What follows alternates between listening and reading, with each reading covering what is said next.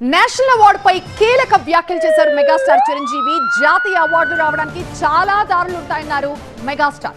Peddi blockbuster event లో జాతీయ సినీ అవార్డులపై ఈ కీలక వ్యాఖ్యలు చేశారు. పెద్ది సినిమాలో చరణ్ నటించలేదు, జీవించాడు అన్నారు. పెద్దిలో Ram Charan national award winning performance ఇచ్చారన్నారు. అవార్డు వచ్చినా రాకపోయినా మీ మనసులు గెలిచాడు, అది చాలు అంటున్నారు చిరంజీవి. ప్రేక్షకుల మనసులు గెలవడానికి మించిన అవార్డు ఇంకేమీ లేదన్నారు. అసలు రంగస్థలంతోనే అవార్డు వస్తుందనుకున్నామని, కానీ రాలేదు అన్నారు మెగాస్టార్. ప్రతి వాళ్ళకి ఒక ధ్యేయం ఉండాలి. ఆ ధ్యేయంని మనం ఓన్ చేసుకోవాలి. ఆ గోల్ వైపు వెళ్లేందుకు ఫిజికల్ కష్టం అయినా సరే ఎలా పడాలంటాలో ఈ రోజున ఒక స్టార్ కొడుకు గోల్డెన్ స్పూన్తో పుట్టాడు. చరణ్కి అవసరం లేదు. డైరెక్టర్ ఏం చెప్పాడు అది మెకానికల్గా చేసి వెళ్ళిపోతే ఇదే సినిమా ఇదే హిట్ అవుతుంది, ఇంతే అవుతుందేమో తెలియదు, కానీ దాన్ని మించి అయ్యింది. బియాండ్ 100% అయింది అంటే కనుక చరణ్ వన్ మ్యాన్ షో అంటున్నాడు అన్న. మీరందరి చేత నేషనల్ అవార్డు వస్తుంది, నేషనల్ అవార్డు విన్నింగ్ పెర్ఫార్మెన్స్ అంటున్నారంటే అవార్డు రానివ్వండి రాకపోనివ్వండి అది పెద్ద సమస్య కాదు. ఈ రోజున రంగస్థలాన్ని కూడా రావాలని నాతో సుకుమార్ గారు ఎన్నోసార్లు అన్నారు.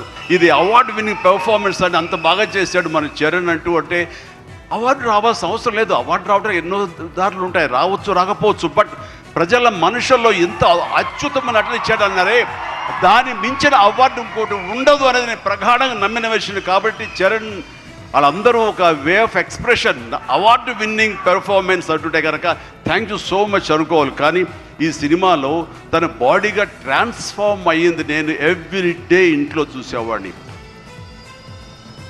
మేము ఎప్పుడు కష్టపడ ఒకటే నమ్ముకున్నాము, కష్టపడతాం తప్ప ఏది షార్ట్ కట్లో కావాలని కోరుకో, ఒళ్ళు వంచి పనిచేస్తాం.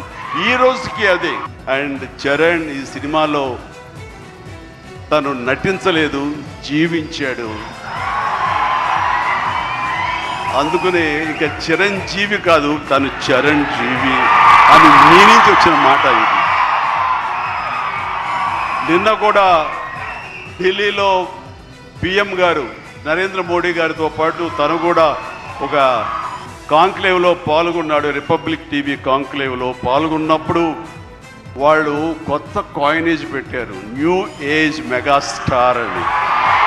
బిడ్డలు ఎదిగినప్పుడు, బిడ్డలు ముందుకు వెళుతున్నప్పుడు ఆ పొందే ఆనందం అంతా ఇంత కాదు.